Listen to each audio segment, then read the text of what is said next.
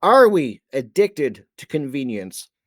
Welcome, everybody. We are here with another One Great Work Warrior roundtable discussion, and that is going to be the topic. And I hope this is an interesting topic. It's going to get you thinking because it certainly got me thinking about it over the last month when you start thinking about convenience and how addicted we are. And can we maybe turn it around and maybe lose some of the addictions that we have to this convenience? So that is our discussion. Welcome back, everybody. And I want to turn it over to Brandon. You can kick this off because this was your topic. And I want you to kick this off and get us started. Thank you, Rick, for the intro. And yeah, this was a topic that just came to mind, kind of marinated for months and months, and I finally brought it to the table.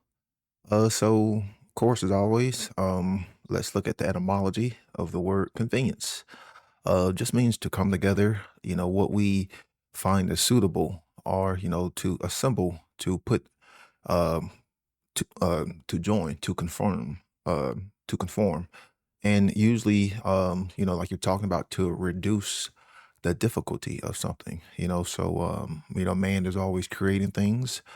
We are always trying to make things more efficient. So, we do try to make things, more convenient as a way of life, as a way of doing things, as a way of constructing things. So we have to understand the context of what I'm bringing to the table. I'm not saying convenience in and of itself is good or bad. Like what I'm saying is once we stay in that mindset, once we stay in that program unconscious conditioning, as far as being in that mindset. A society that is addicted to convenience, is that a society that's really going to thrive? And modern man has so many gadgets, has so many toys, has so many different forms of entertainment. It has so much technology that a lot of ancient cultures couldn't even fathom. Like everything that we have. Like just being able to get like certain goods pretty much instantly.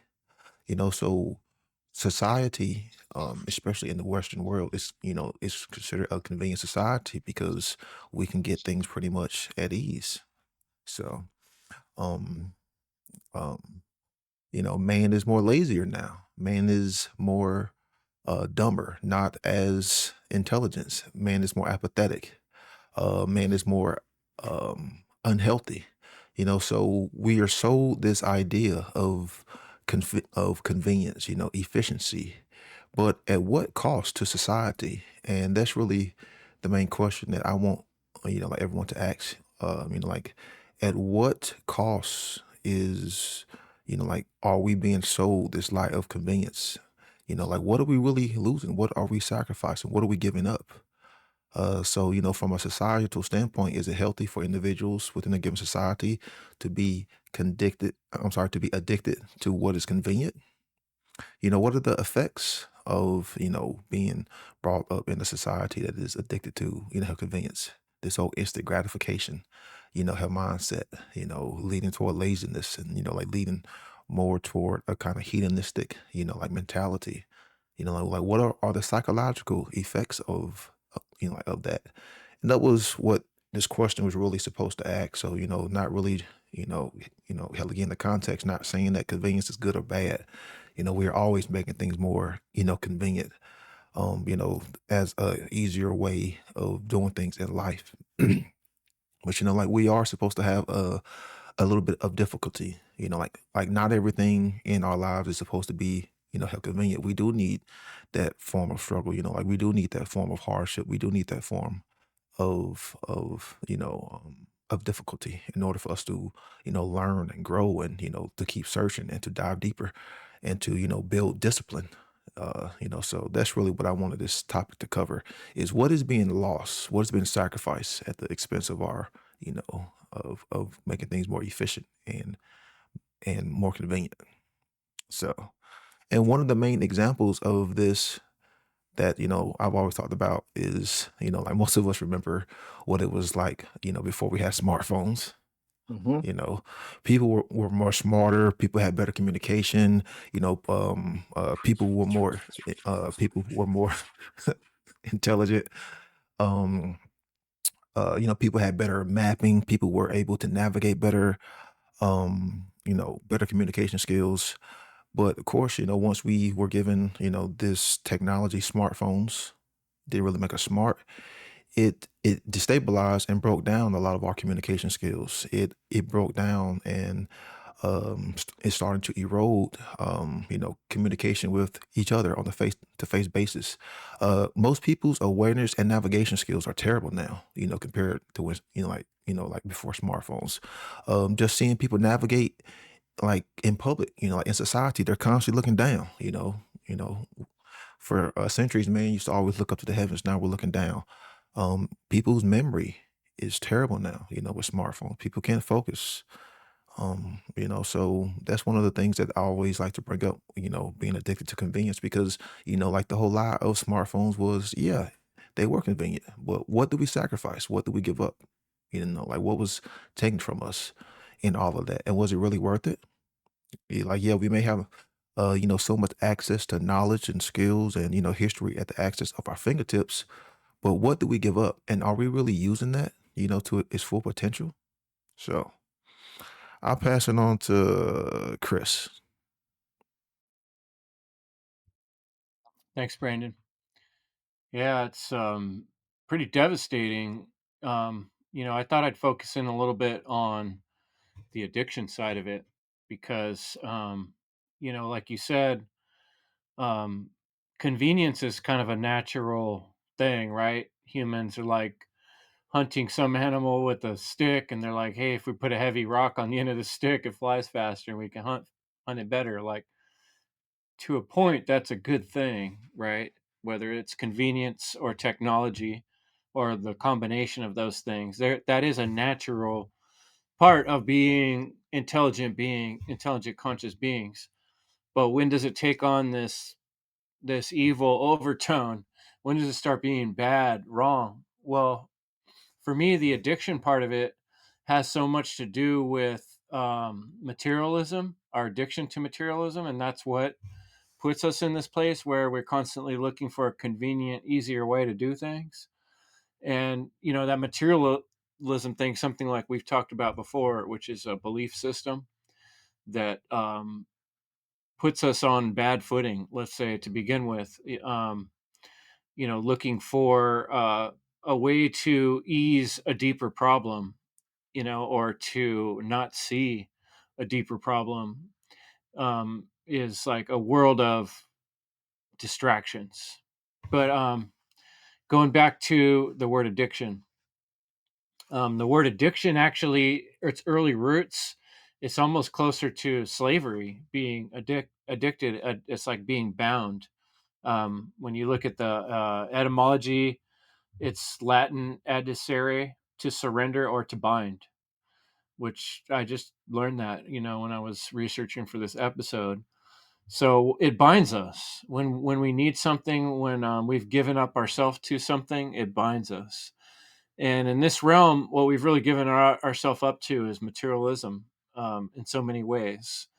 Um, that whole idea of being, not needing things, and trying to work on being a human being that's like, um, not bound to anything, which kind of reminds me of like maybe Zen Buddhism or the lifestyle of a monk, Tibetan monk, or maybe in India, people wander on like a spiritual quest.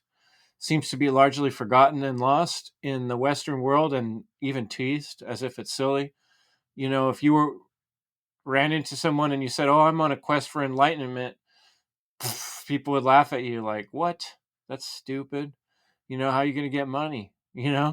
That's just how far our Western materialistic mind is so addicted to creature comforts and feeling constantly, this feeling, going after feelings. And what that is a very short term way of looking at life, and not kind of like recognizing the big picture, how it's going to affect everyone else. And then, like, some of the most amazing things you can think of in history, people have done like many years of meticulous work, like translating an ancient something that's written down into another language or something like that, you know?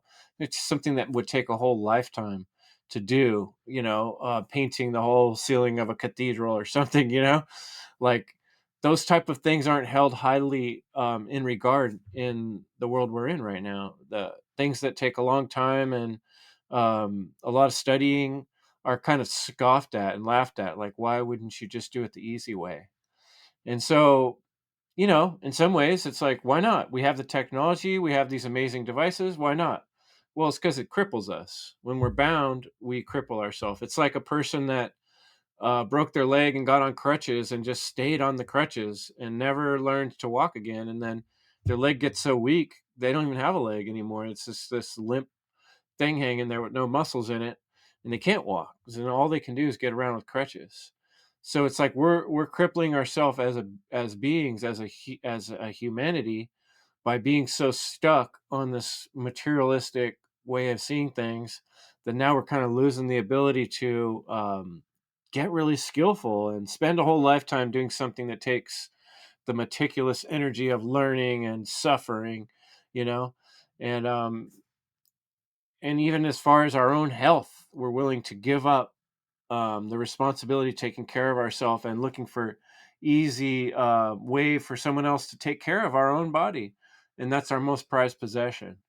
So maybe I'll get a little more into that next time around when the mic comes back to me. But I'm going to hand it on off to Jerry. Appreciate that, Chris. Well, you brought up some thoughts in my head that are pretty powerful because I just think that I've lived in convenience for a while, well, at least recently, and one it has to do with food. How for some reason I was stressed working and I suddenly started to kind of binge eat. And I sort of been on this path of eating more than usual, you could say. And I try to kind of justify it, but just hearing you talk, I sort of know that it's probably not healthy and I need to make those sacrifices to become healthier. It's very easy to just put food in my mouth, chew it, swallow it, but there's also you have to consider the, the digestion system and kind of giving your body a break from working all the time, right?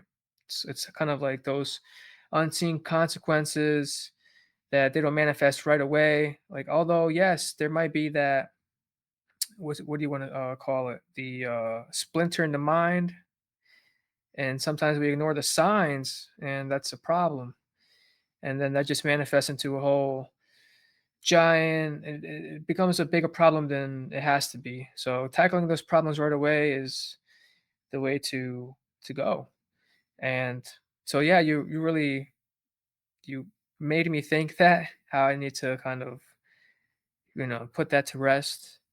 And right before this, I was kind of looking up some videos about this topic, and phew, it's hard hitting stuff. Like you said, Rick, that it seems like an obvious topic, like it's an easy one, but when you really start looking into it, it's almost almost like shadow work. It's kind of you're seeing what how you can improve, and there's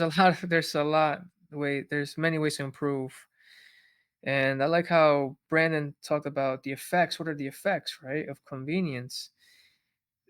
Is this really helping us move towards a higher level of consciousness, or is it diminishing our consciousness? And it's not a good or evil thing. It's just we have to be conscious of how we utilize the technology around us. Like you said, Chris, with back in the day, you have the stick, you're hunting for animals, but then you had a rock. I mean, that's all fine and dandy, but nowadays you have these factory farms, right? You just have like you're just slaughtering millions of animals, and it's almost like, all right, like where's the line that shouldn't be crossed?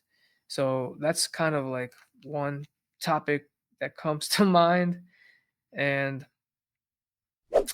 yeah, I think I'll leave it there for now.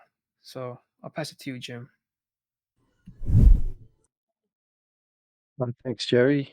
Um, yeah, well, Chris, you were talking about addiction, and my first thought was to say, my name is Jim, and I am a convenience holic because all my life, I grew up in this system of convenience, and over like the last decade or so, I've been gaining knowledge, of ways of how to be more self-sufficient and all that, but I'm not. I'm totally still really hooked to the system and a lot of the benefits that come along with it. Um, I want to say it's kind of ironic too when you were talking about the smartphones, how all the intelligence it took to invent that smartphone, but is making it so people are dumber. So it took all that to get to that point. So that now the phone is so smart that you can be stupid, you know. But so when it comes to food too, like you were speaking, Jerry, that's been kind of my what I've been focusing on with the permaculture and that, and trying to, think about creating local systems and not being so hooked to the the system. Because if what happens if the system crashes, all the people who are addicted to convenience are screwed because we have no idea how to live without that, you know, without the convenience. So, like, just say, for example, like the Amish people, if the system crashes, they'll be fine because they never were part of the system, or people all over the world who just aren't part of. Um, I've been to Africa a lot, and I've lived over there, and not had electricity and hot water, and yeah, it does. It's not easy, but they're used to it. And if like so if it's very convenient to wake up and turn on your light switch and go and take a hot shower and all that. But for people who don't have it, it's not going to affect them, you know. But people in the first world who are addicted to this convenience and used to getting everything like that, the instant gratification is another thing you guys brought up. I see it with my kids, like no one wants to be bored. Like boredom is definitely a part of life that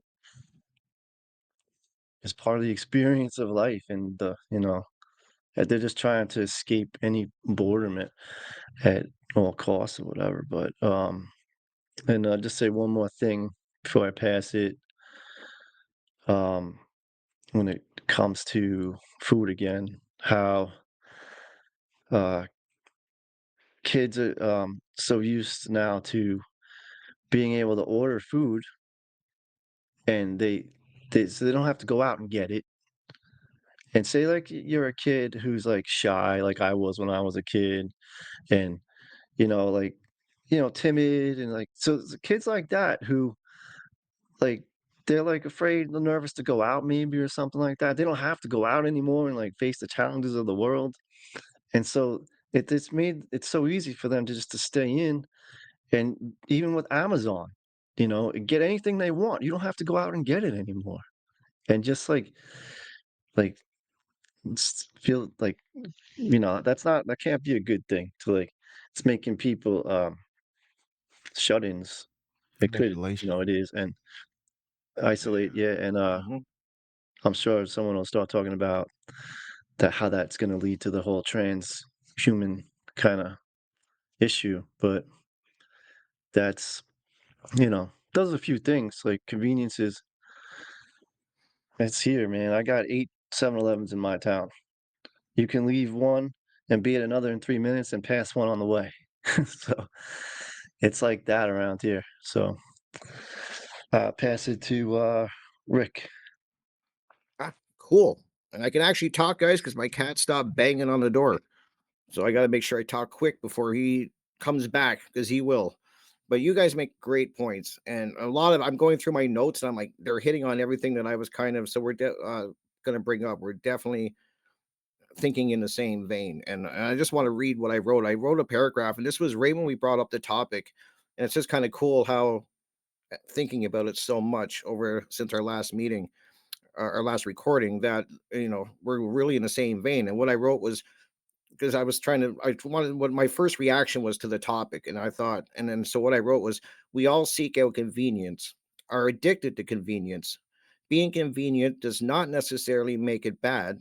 It may not even start off or intend to be good or bad when thought up, but uh, but it does come down to how it's being used, which can then start to be seen as either destructive or something that can be used to improve society or even one's life.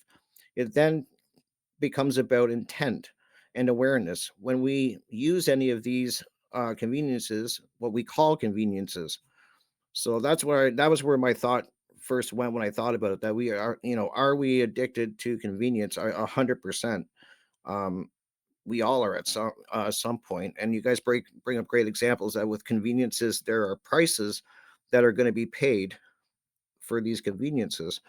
And you guys brought up examples already that I was going to bring up. Jim brought up the food example, and I thought of that right away because you know it's so easy to go to a grocery store now or order. Even it's even easier now. You don't got to go to the grocery store. You can just call somebody and put an order in, and they will bring it right to your doorstep.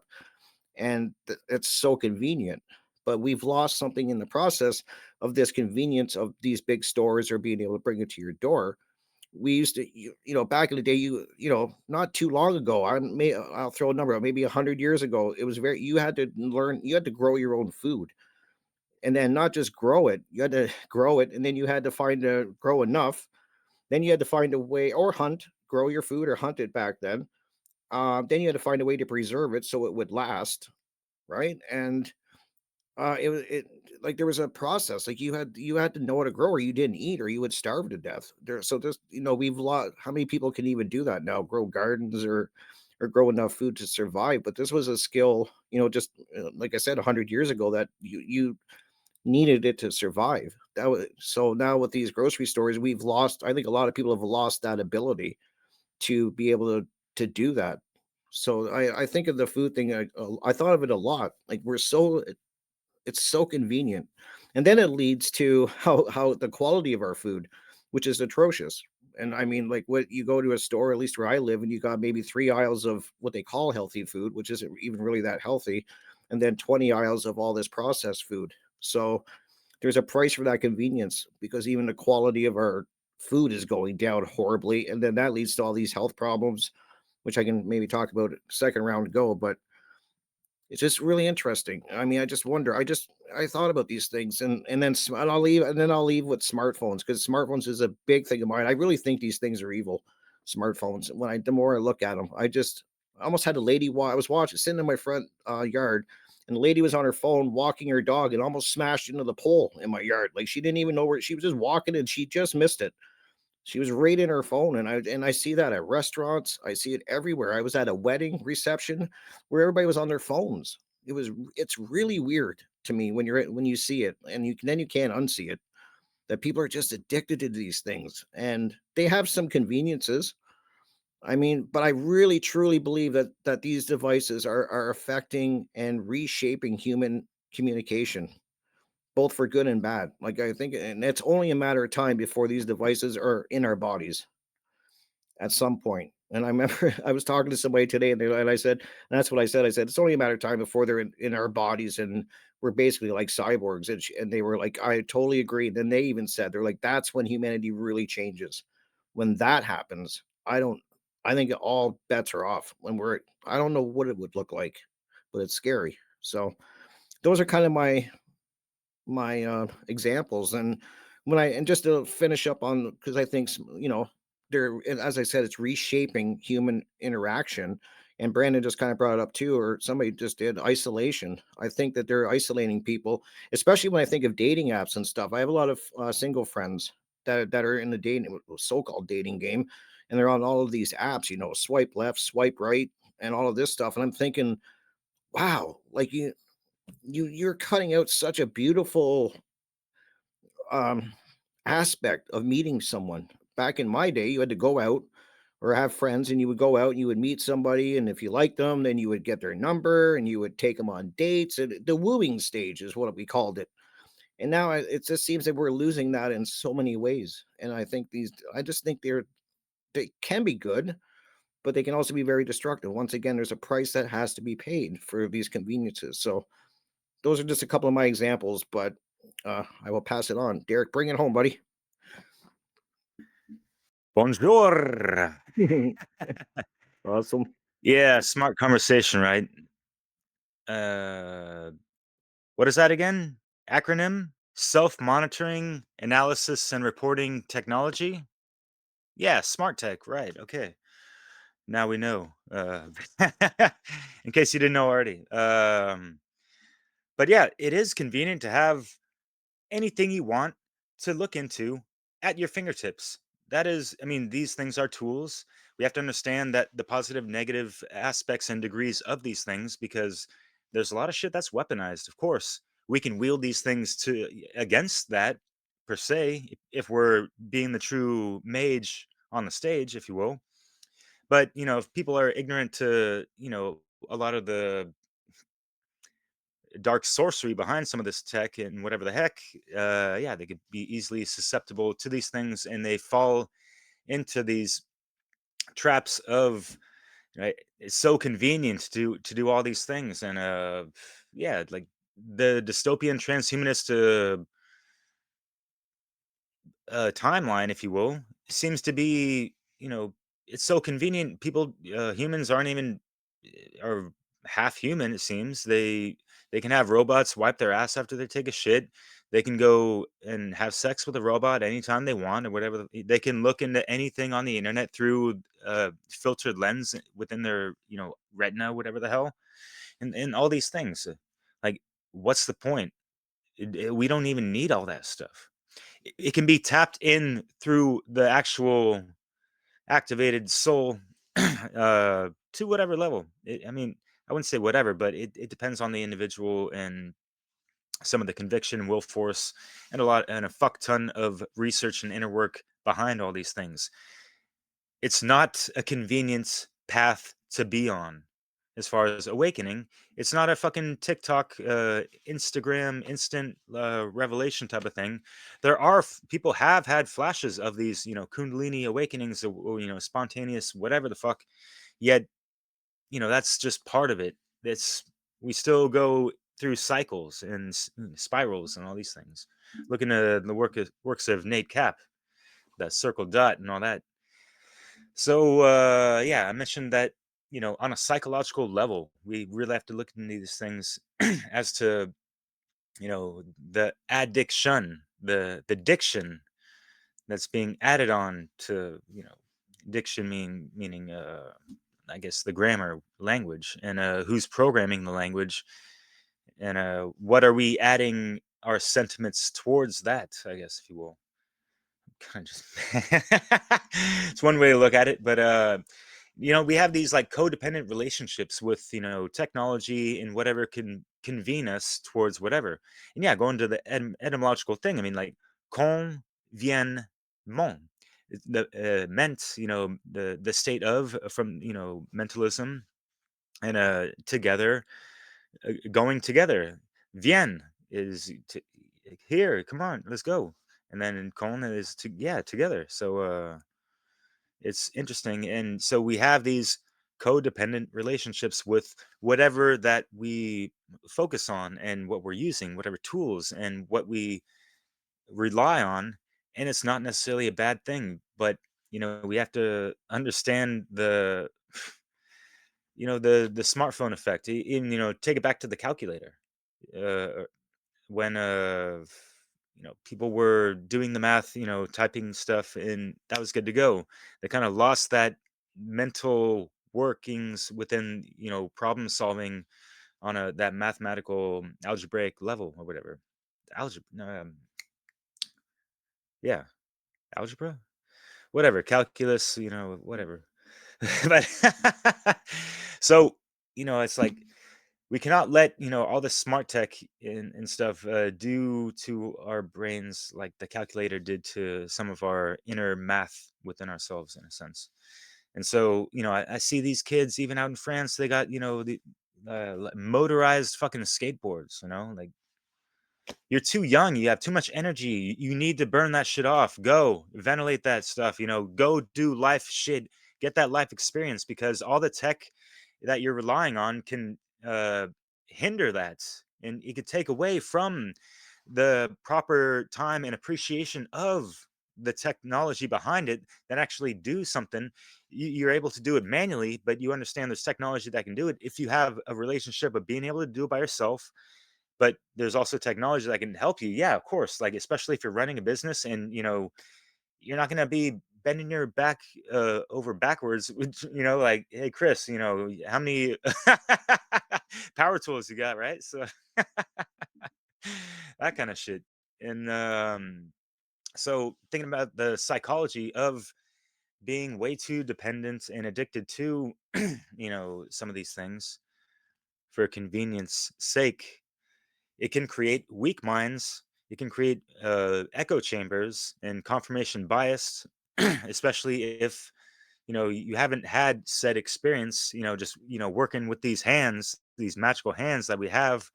You know that we can be co-creators of.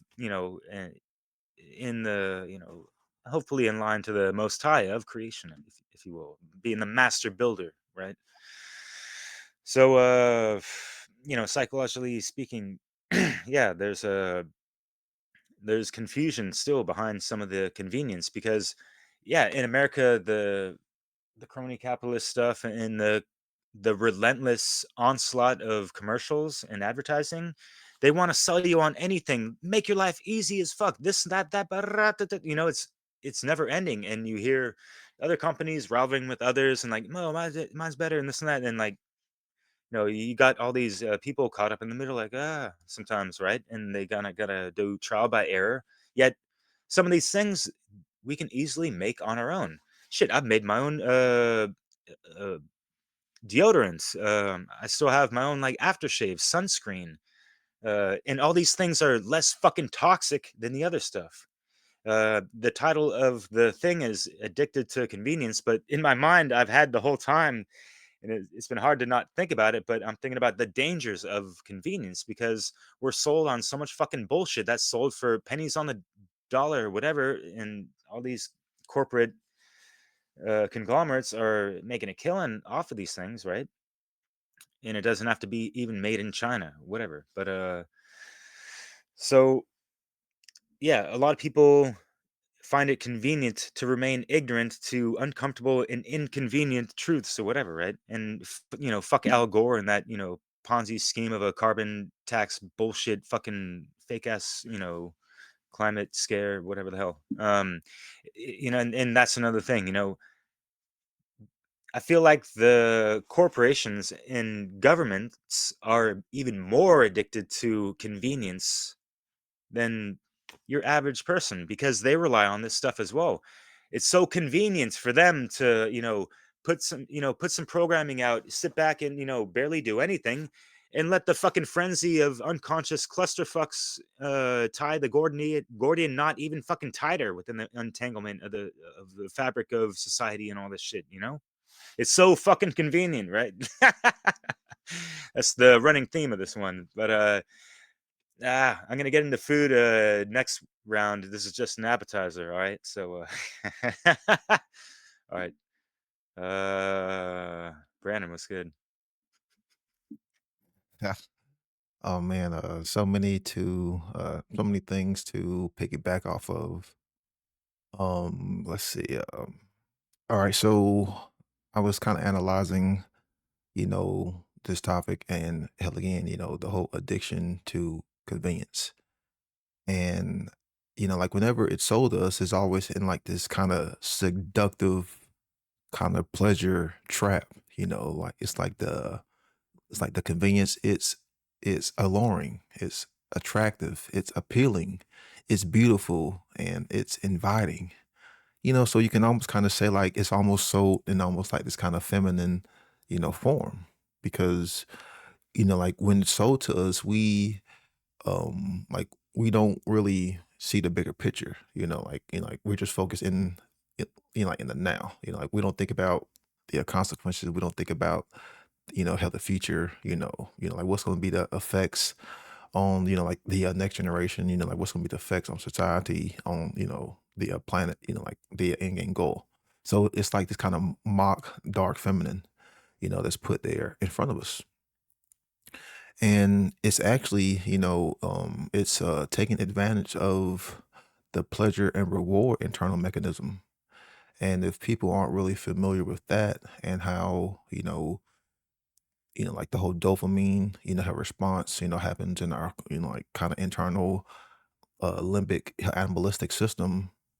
Um, there was one psychologist that actually got, pretty big time and well known for really molding and taking advantage of that. And that was B.F. Skinner. Because when we're talking about the dopamine system and the pleasure, reward, his whole way of operating conditioning was a way to reinforce certain learned or programmed behaviors by way of positive reinforcements by rewarding the subject with pretty much dopamine, by way of, using the positive, rewards. You give them something, so the brain starts to associate that behavior with the actual, dopamine that's being, produced. And with enough time, with enough positive reinforcements, is what he called it, then pretty much the being can be programmed to pretty much be addicted you know, to the pleasure, principle. And you are associating those behaviors to that pleasure. So then, given enough time, you can associate those learned program behaviors to that and pretty much, control people. So that's pretty much what has been done and why his work is so like goes so deep with the whole psychological, you know, mindset. Because we see this all throughout, how society, is how, we get rewarded for doing certain things and, we get punished for doing certain things.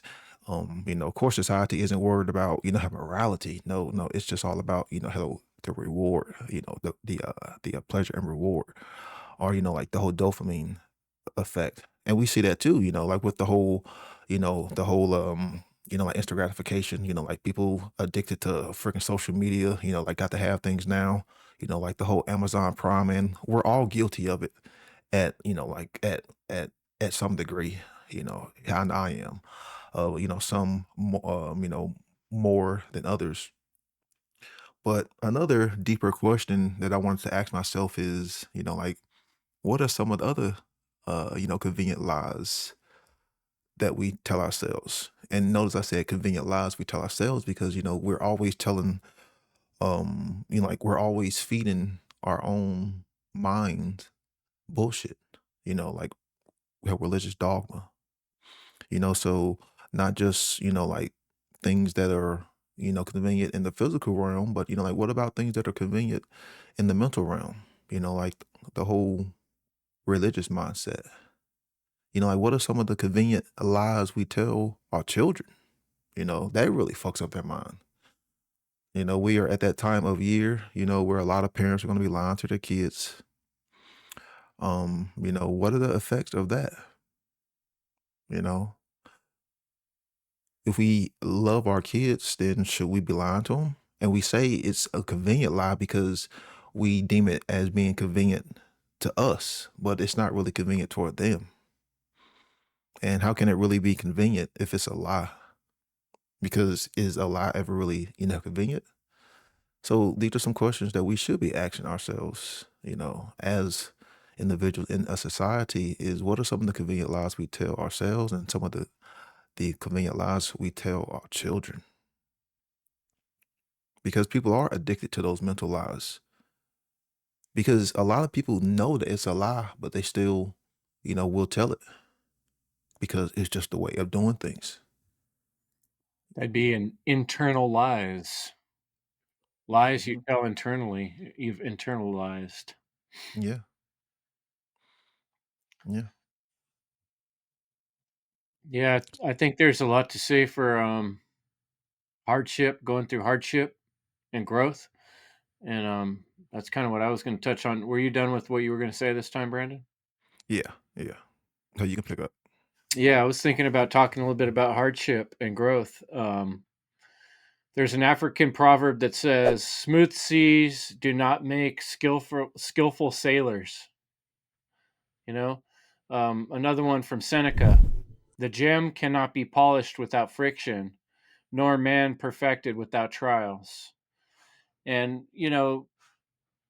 this, like, finding the easy way towards everything is common in all aspects of society. And I made a list, things we get addicted to due to convenience. You guys have mentioned some of these, but it was just kind of fun to, like, bullet point, like fast food. Okay, quick, inexpensive meals, little to no preparation time. Driving cars. That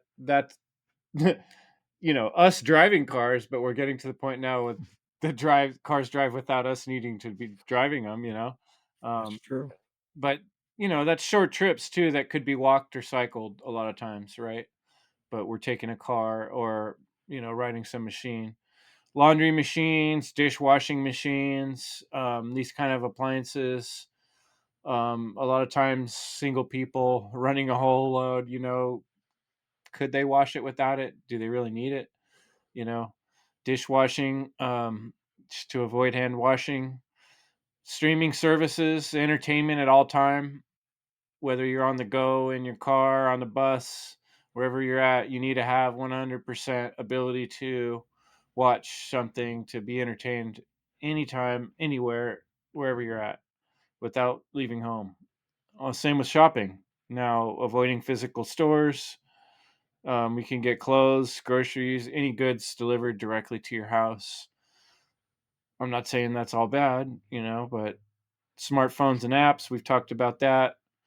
Instant, easy access to information. And then I've noticed before that the types of communication we're using more are truncating our ability to actually communicate, because we're so addicted to the convenience of text messaging because easier. You don't have to actually deal with the person so much. You could just, and then you're just sending letters, and combinations of letters. And it's like avoiding all the physical frustration of dealing with the human being, and the details that really need to be conveyed sometimes don't get conveyed. So it's a lazy way of communication, and a lot of times we're breaking down our communication because of this convenience. And social media, the quick dopamine hits, the Pavlovian response, microwave meals, prepackaged meals. I had to admit, I stopped and bought food on the way home from a convenient thing that I don't like to do much, but I was kind of rushing today, right? It has to do with our lifestyle. There's a lot of things that play into this. Elevators and escalators. Do we even really need to avoid the trouble of walking downstairs? But we got them. It's important. We got all kinds of apps for places to stay, places to share rides, borrow a vehicle. Some of these things sound cool, but it also is, it's just showing how abundant all this stuff. Voice assisted control. You can have voice assisted control from everything from your microwave oven to your watch to your car, um, talking to your radio, telling it what song you want to hear next. Food delivery services, online education, subscription boxes of every type. You could have them deliver the costume you're going to wear to work tomorrow every day to your house. That's like a normal thing now. Automatic payments, um, electric scooters, like you talked about, electric bikes, um, streaming all your favorite cooking channels and workouts to your cell phone. I mean, while people having to work out, the whole reason of people having to have like subscriptions to go work out is because we're getting so lazy as a society. We're not doing enough. In our normal life, it used to be that people had to work out just to fucking clean clean their clothes. It's like maybe instead of the all these machines, if we just washed our own clothes and dishes, we wouldn't have to go pay someone to work out. We got pre-chopped vegetables in bags, so you don't have to chop them. It's crazy. Disposable products, you could just imagine, disposable wine glasses, disposable everything, right? Disposable cigarettes, disposable e-cigarettes, disposable books, disposable everything, right? So it just goes on and on. Chris, you forgot. Chris, you forgot rechargeable batteries. Oh yeah, there you go. Rechargeable batteries. I mean, this list, we could keep going with it You until, can do it all day, Chris. the Oh beginning my and God. end of heaven and hell of earth, and you're still going to have more ideas of all these things. Bruce Lee said, "Do not pray for an easy life. Pray for the strength to endure a difficult one." What tough, strong person do you know that got that way from an easy life? You know, what personal attributes do you have as a human being that you earned through comfortable nights in front of the couch on Netflix? All the best things in life come from hard work and some level of hardship and some level of sacrifice at that. There's nothing good that you're going to enjoy that doesn't come with some level of sacrifice, hardship, trouble. So I'm not saying that everything convenient is bad or evil, but I'm saying an addiction to always searching for the easiest, fastest, most convenient way is leading to a very corrupted society and very corrupted individuals in that society that no longer have the ability to care for their own physical being, even. And that's when we're seeing the crux of it getting to the point where, to me, it's becoming a disaster. And when the pandemic scamdemic hit full force, and you see that people really don't understand their own body at all, they can't even feel what's going on when they're literally covering up the main exhaust breathing holes and not recognizing that it's causing a problem. you know I mean, I've been wearing dust masks for years, and I'm well aware of how frustrating it is to not get all your oxygen you need when you're in a dust cloud, and you're still getting dust in your face. It's just go back to 9/11. Watching those buildings fall is pretty obvious to me that that's not how physical reality works. But I've spent a lot of time playing with things and had my hands on physical things, and I've broken a lot of things and watched things break. And so I know what it looks like when things explode and when things break, because I've done these things quite a bit. I've played around with blowing things up and breaking things. And so maybe people don't have enough experience, actual in the real world, doing things to be able to see when they're deceived by something that's ridiculous, that should be obvious, from my point of view. And so I think doing labor, um, pushing your body, in terms of temperature wise, being a little too hot, a little too cold, these things are good for us. They make us stronger, and they build will and endurance, and they help us survive those things the next day. Every time we cradle ourselves or hide from adversity, that we weaken ourselves so that we can't handle it when it shows up. So all those things I listed are all ways that humans have weakened ourselves and are continuing to, um, basically walk into a trap. The boiling, crabs are boiled by turning the heat up little by little. You put them in the lukewarm water, and then little by little you turn up the heat. And so people don't understand that heat's been getting turned up for a few generations now, and we're getting to the point where we're in some real trouble. And so, this is a call to all of humanity that, do some Wim Hof breathing, man. Feel some cold water on your body. Feel what it feels like to be uncomfortable is a good thing, because your body's a healing machine and it wants to repair. And when you feel how that works and you go through that process as much as possible, with your own facilities, then you get a pride from that and you feel good about it. And even if you do have a scar, like Jerry's on his head from his battle with the countertop, you know, you walk away proud that you did that and that was you. And that scar defines you as being a tough guy. So take on life and feel the scars and burns of it, and let that make your life experience even more rich instead of the opposite, poor, right? That's a great point. I'll pass it on. That's a great point, Chris.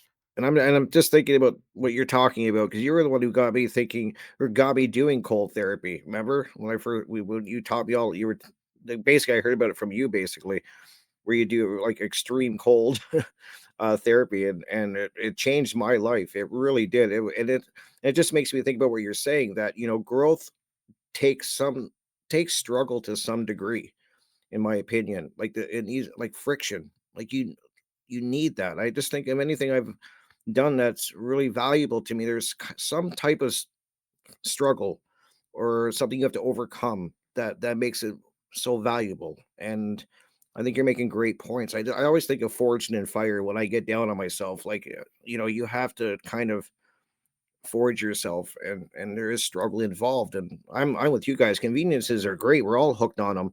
Like Brandon was saying, these dopamine hits and that. I mean, they've done their job well, and so you guys bring up really good points, man. Like and then the one thing I am glad that was brought up was the isolation aspect. That's one thing I didn't have on my list I didn't think of it that way. And I think Brandon brought that up.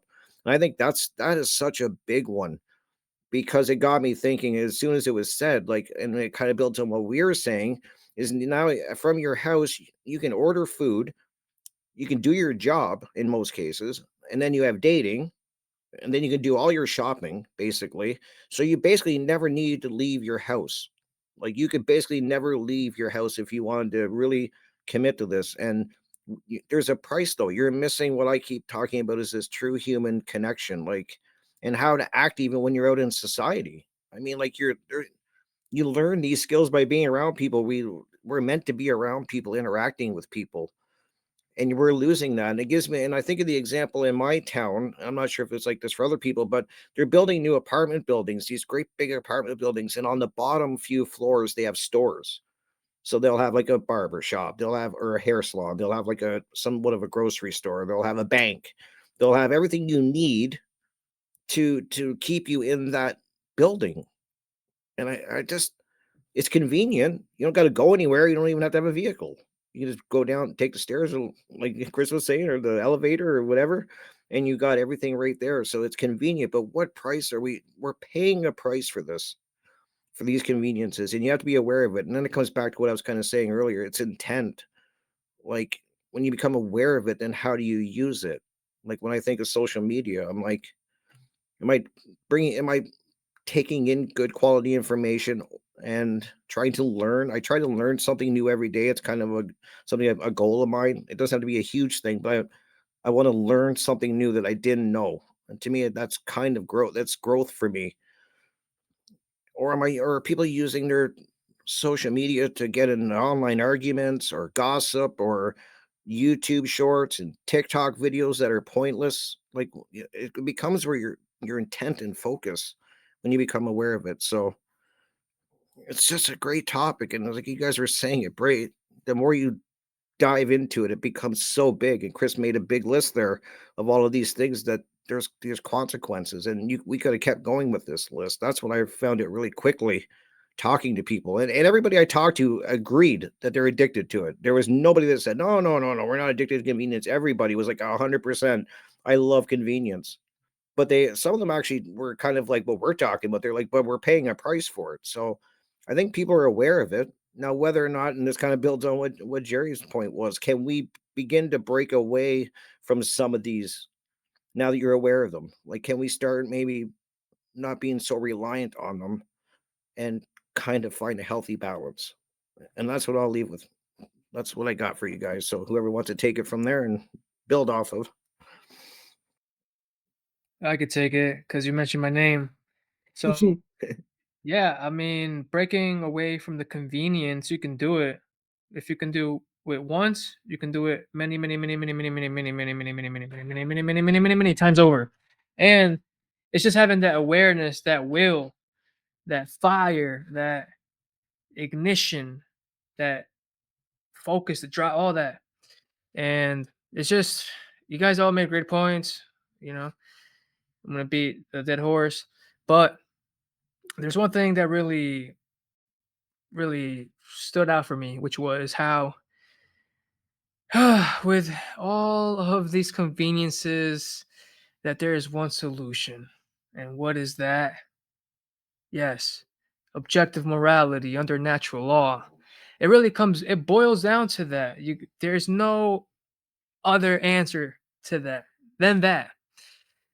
Because the problem is with morality. Like humans, we will survive, but if we're in a master slave relationship, it's not even it's all bullshit. We need to break away from this convenience of a master slave relationship. It's very convenient for both of them. And another thing that I thought of was watching the a TikTok video of someone, yeah, saying, "Oh well, Trump won. I can still vote. I can still do this and that." And we, man, they got us good. They got us good. Hooked on convenience. I'm a convenience junkie. I'm gonna put that out there right now because I will work on no longer being that. So I'll pass it to you, Jim. Great point, Jerry. Yeah, man. Yeah, when it comes to morality, there's one thing that occurs to me that it's only been around for about 100 years. I mean, as far as it's been here on Earth forever, but we only tapped into it 100 years ago, and that's electricity. And that's the thing that, and also the fossil fuel, all these kind of energy sources that have been led to all the conveniences. All these life wasn't so easy until there was electricity. All those kind of things that you had rattled off before, Chris, required some electricity or fossil fuel. And even my electricity comes from burning fuel. Um, but that system is, controlled by the government. And we're so, and corporations, it's all, we're so tied into that. And we're not using our intelligence correctly. We're not using it, being moral with this energy. And, if that can be a solution, it's like when we start to use our intelligence to be moral with this great opportunity that we have to have these conveniences, but we're using it all in like this greedy, money, materialistic way. So, um, yeah, it's convenient to get like a bag of chips, but if you think about it, what did it take for it to get there? Someone had to like grow this monoculture of corn and burn all this fuel to grow it and spray it with pesticides, and it's a non-GMO food, and then it's got to get harvested using these huge tractors, fuel, and then put on a truck, and then made into a Dorito, and then like put in like go to the plant, like the factory, and then get into another truck and drive all the way across the country to get to your store that you got to drive to get, so when it comes down to it, it's very convenient for you to just to go get it, but it took a lot of energy for it to get there, and it's not even good for you. So, That's right. um, yeah, we can live long enough off of this really shitty food to reproduce in that, but it's not a healthy thing.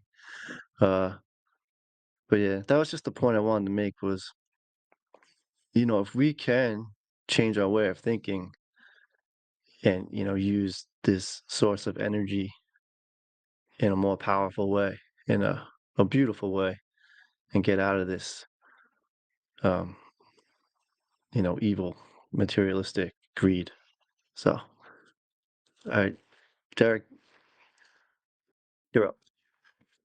Yeah, yeah, brother. Yeah, great points, everyone. Appreciate that. This is a really interesting topic, and yeah, I'm loving your enthusiasm, Rick. It's great. And yeah, there's a lot of convenience to control on all these things. And yeah, is it more convenient for corporations to, just make, some synthetic food, or pharmaceutical companies to make, a synthetic version of what nature already produces because it's in a controlled lab and yada yada. Maybe the, what do you call it? The prima materia, the raw materials aren't, are less expensive in a lab than having to go through the rhythm of life and respect the cycles of nature and how the process of whatever photosynthesis, whatever plant and animal and all that jazz. You know what I mean? But it's more convenient to pump up steroids to factory farm animals to get them all juicy to sell 'em more meat by the pound and whatever that was going down with all that stuff. So you can tie this into so much stuff. And yeah, so, Jerry, you hit the head on the nail of what it really boils down to of, are these things moral? Are people using things to their convenience morally or not? Is it helping them evolve or devolve? Are they using it moderately or not? So there's a lot of things to consider, and you can take that to the Hermetica on the whole scale. Yeah, but what I was just referring to, like the law of polarity, what degree are you on? What side of the pendulum or swing of your usage of things is it on? Right. So yeah, we cannot. It's like one of my favorite quotes in hip hop history is by one of my favorite lyricists, Azim. He asks a simple question with that cool conviction: are you playing music or is music playing you? That kind of shit. And you can just take that to, are you using things for the benefit of you and others, or are you using it to a point where it's actually using you, like you're using it, you're having an abnormal usage of it, so it's just there's something out of whack there, right? So it's all about that balance, right? And you could take that to Mayats and all that shit, right? So I mentioned the whole food thing, and yeah, for me, yeah, Jerry, that spark of things, and sometimes we need to light a fire up our asses and alchemize that properly to wield that energy towards something positive of getting through things that we're struggling with, or revelations of things like, oh, so you found out that GMOs are all up in the place, or whatever ingredients of processed foods and the whole fucking nine of the the crap food that's out there. uh what do we do about it? Can you make your own stuff? I mean, just so here's an example, and I liked what because we have to break a lot of conditioning. This is part of the deprogramming and steps towards being a more sovereign individual, and being able to, it's like the the art of the craft, kind of like what we did, but like the art of life, the art of creating food and like meals and all that stuff. Uh, we got conditioned out of taking the proper time and care and attention to these things that really develops proper life skills. And what were the ancient older traditions? We relied on the grandmothers. The grandmothers got all the great recipes, right? Think about like it's stereotypical a little bit, but like the nonas and the Italian grandmothers, they got all the tricks and all the recipes in here, because they've just done it, and they can create pasta from scratch, you can make pizza from scratch. You don't have to go buy a box of flour mixed in with whatever, when you could just buy a thing of powder and some yeast. You put it in a fucking thing measured up, and you mix some water in it, and you make some balls in it, and voila, it's really not that fucking hard. It really is not that hard. And I'll tell you, like, that's one of the most low cost effective restaurant items to have served in that kind of business industry, because I fucking worked in one, in a couple, and spoke with you know patrons and all this stuff. Yet there's all these pizzerias out there, but people can do it themselves at their home, and create something just as delicious. It's really not that hard. Oh, you need some tomato sauce? Get a fucking can of tomato thing, and put some salt and pepper in. Sometimes that's all it fucking takes. Like back in Italy, these were simple, minimal ingredients in this. Voila, bueno appetito, amigo. But let's go back into history in regards to like post World War, because there was a lot of changes of things, and there was a shift in the dynamic of the traditional housewife, if you will, and mothers and all these things, who would be at the helm and have like the utmost importance in the household. And they were the ones that really made a house a home with that generative principle. Not to say the male didn't have any part in it, but like, she's there while the man was doing the work and this and that. Back in the good old days when you could buy a house off a single salary within the household, right? But anyways, post World War, there were more women in the workforce on all these things, and so there were some interesting business models being placated towards this, and you got to tie it in with a lot of the Bernaysian propaganda and things of that nature, and a lot of R&D behind it all, research and development. They hired psychologists to study these things, like straight the fuck up. They're studying human psychology to see what not way even beyond Pavlovian stuff, right? So one of the things that like to and there was integrity, there's dignity. People wanted to say like, I made this food from scratch and this and that. And when all this pre stuff came in, they had to convince especially women that no, it was actually you making this. But or maybe it's just, hey, you work so hard, you need a day off, and you could just put this pre-made stuff in the oven before microwaves, right? And there you go. And they just flipped the script on the wording and the the all these things, the marketing. So yeah, it's just it's interesting how the degrees of conditioning lead up to that boiling point, from that frog in the lukewarm water or cold water even, and then there you go. And it's like we don't even know we're frogs in the water, right? Which makes it, I mean, this is why the dark occultists have made it so convenient for them to control us, right? So there's a lot of things to consider, and there's a lot of things to consider in regards to how we're allowing, you know, this sacrifice of convenience that could be compromising, circumcising when we're not realizing what we are sacrificing, and yeah, we like to save time, we like to save money and all this stuff, but we should really value health over some of these things, right?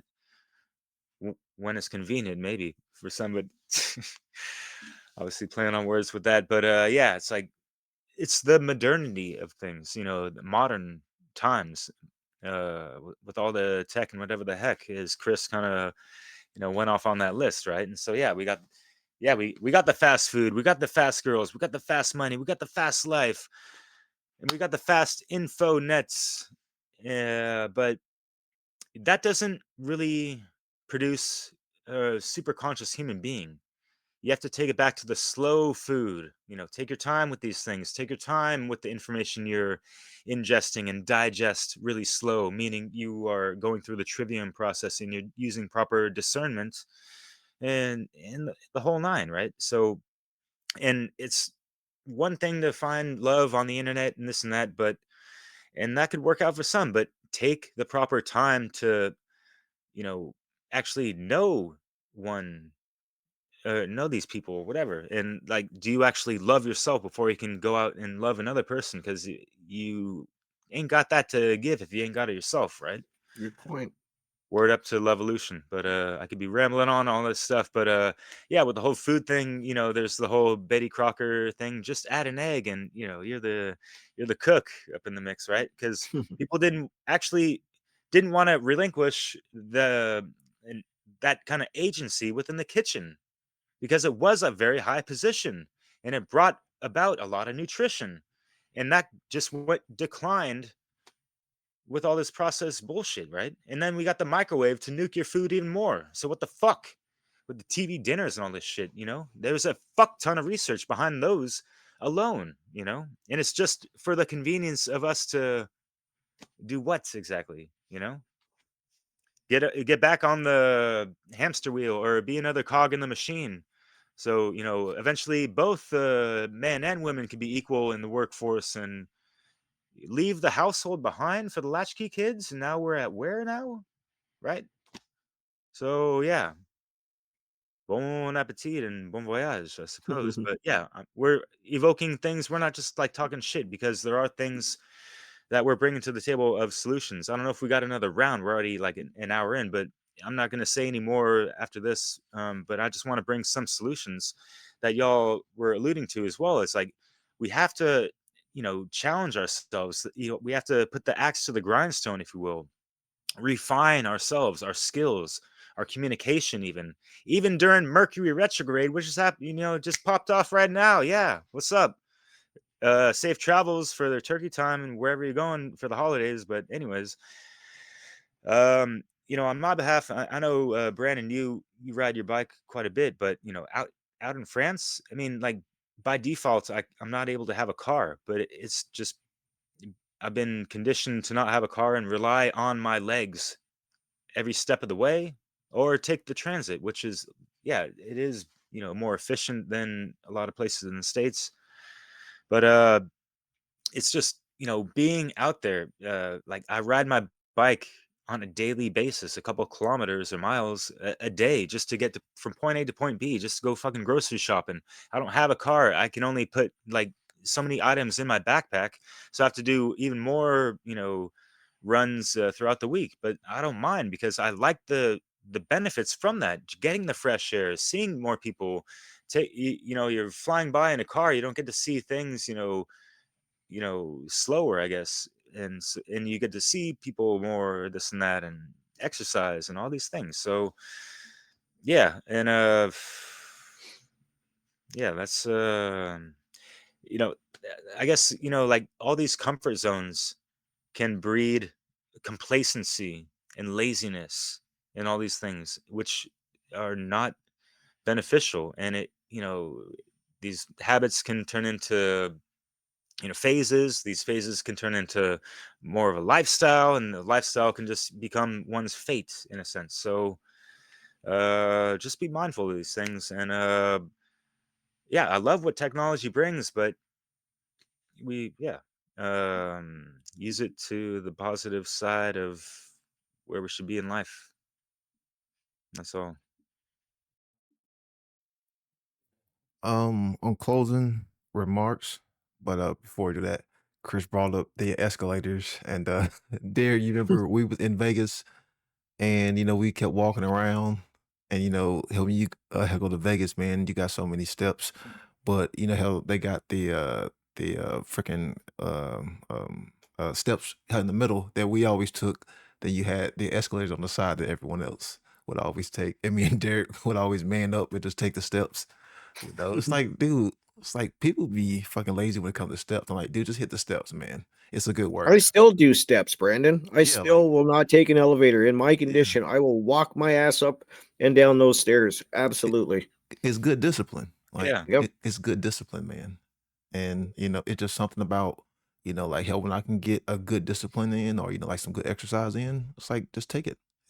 Like Yeah. it's not that hard. But yeah, building a good discipline is something that we all need to practice. Like Mhm. whatever how your discipline is something how that we all should have practice. Yep. We all should be disciplined, and that's a good way that we can help cut back on, these addictions to convenience, and of course, any addiction at all. So, yeah, find you a good discipline, and, hone in, like hone on it, a good discipline, a good craft, or something, hell, that you can work at. So, hell, I'll pass it on to whoever else wants to close. Um, it was attributed to Albert Einstein. Adversity introduces a man to himself. The Nice. hard work is the work of facing the truth. And so, the action step is like painful self analysis and self awareness, confronting the hidden truths in each of our own life. right? And I think one thing to be careful with on that is the nature of addiction is it wants to feed itself. And so one of the ways it does that is it makes us feel guilty or at odds with ourselves, which creates an argument, which then justifies going back to the addiction. So, be honest with yourself, but also accept yourself as you are. We are what we are, right? If we're going to make changes, they're going to have to be gradual and step by step. And I think, what that was Brandon was talking about with self discipline. All the best changes I've made in life have been little by little, getting up and doing a little bit of exercise, right? Taking a few extra steps, maybe park your car a little further away from the convenience store. So you get in those extra few steps, just do what you can. Create space for uncomfortable but transformative experiences. You'll feel that inner call sometimes that says, call this person, go talk to this person. Maybe I should try to send a message and speak up on this show.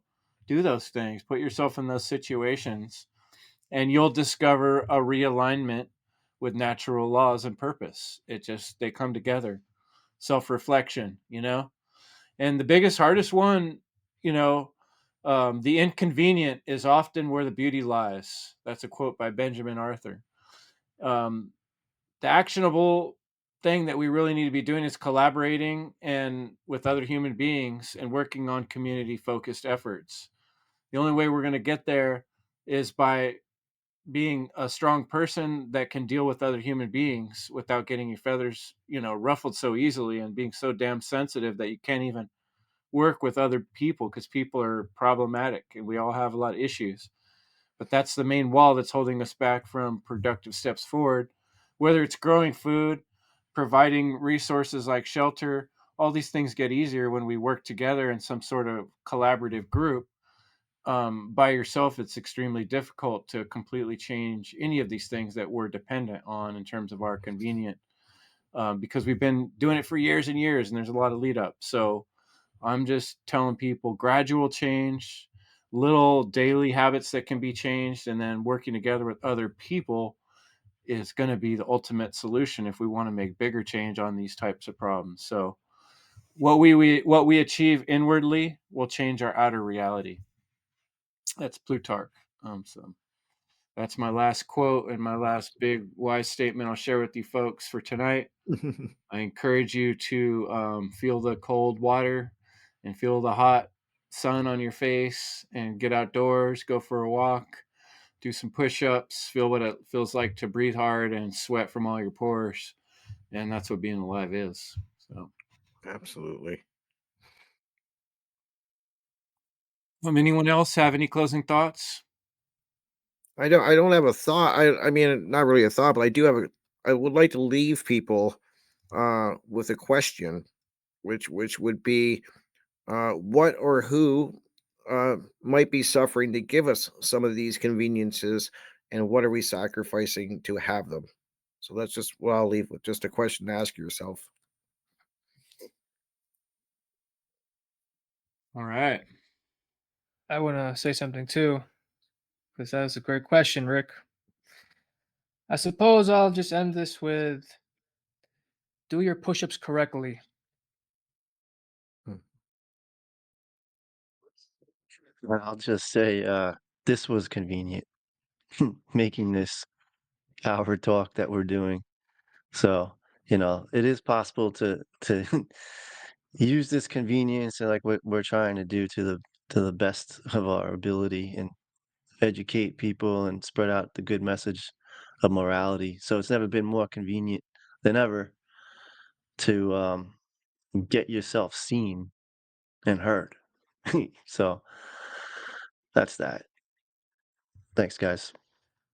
Awesome. Thanks, Jim. Thanks, Jerry, Rick, Derek, Brandon.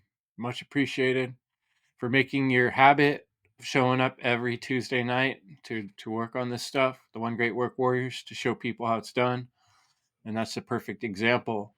You show up and meet somebody once a week. Pretty soon, you're doing the great work every week, and it's your habit, and it's easy. It becomes convenient. So you could do it too, folks. All right, we'll see you next time. Evil, the destruction of freedom. and much love.